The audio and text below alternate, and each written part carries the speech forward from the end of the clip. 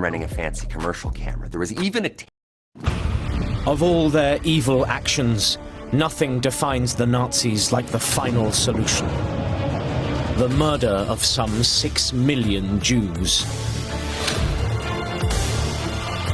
But how did they get an entire nation to buy into the wholesale slaughter of an innocent race? They're performing murder and terrible crimes, but at the same time trying to make it look as though it's correct. This is the story of how Hitler and the Nazis groomed the German people. He likened the Jews to a virus or a wound that won't heal. Using all their darkest arts to make them complicit. We do have partners in crime here. In the worst genocide in human history.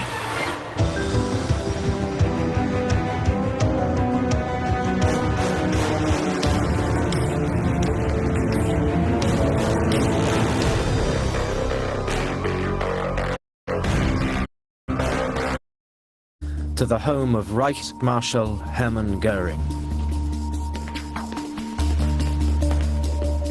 The man Hitler has officially put in charge of Nazi Jewish policy.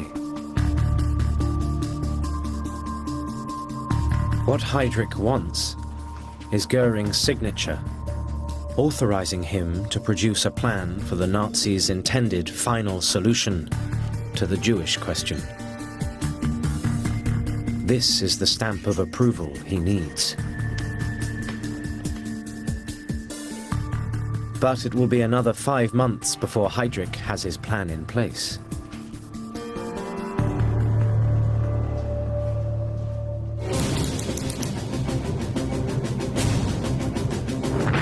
Meanwhile, Hitler's armies are pushing deeper and deeper into the Soviet Union.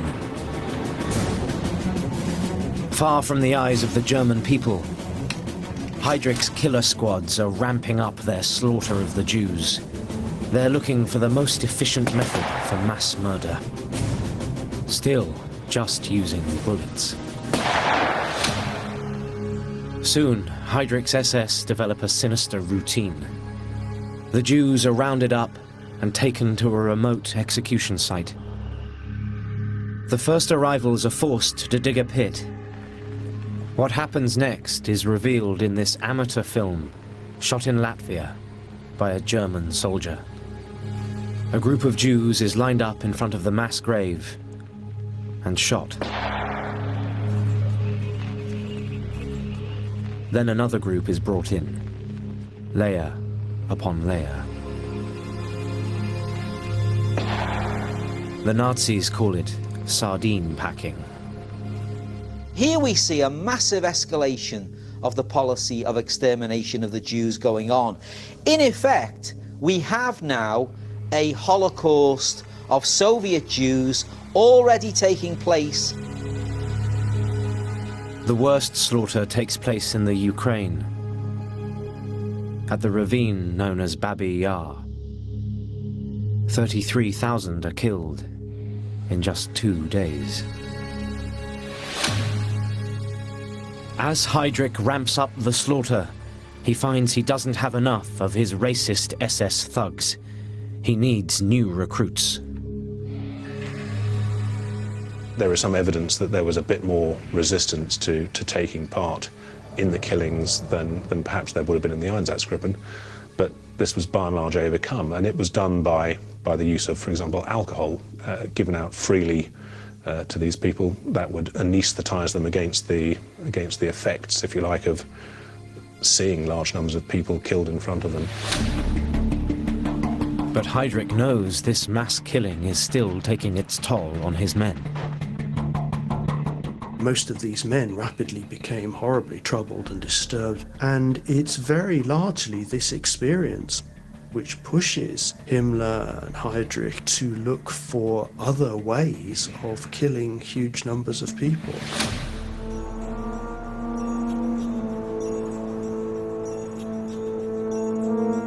Back home, Hitler is still looking for a way to deal with the 200,000 Jews living in Germany. Everybody knew Jews. They were part of German society. They were Germans. They had fought in the First World War. They had won Iron Crosses. So, Goebbels' propaganda machine has to be mobilized to create a sense of difference, to set them apart from their pure-blood German neighbors.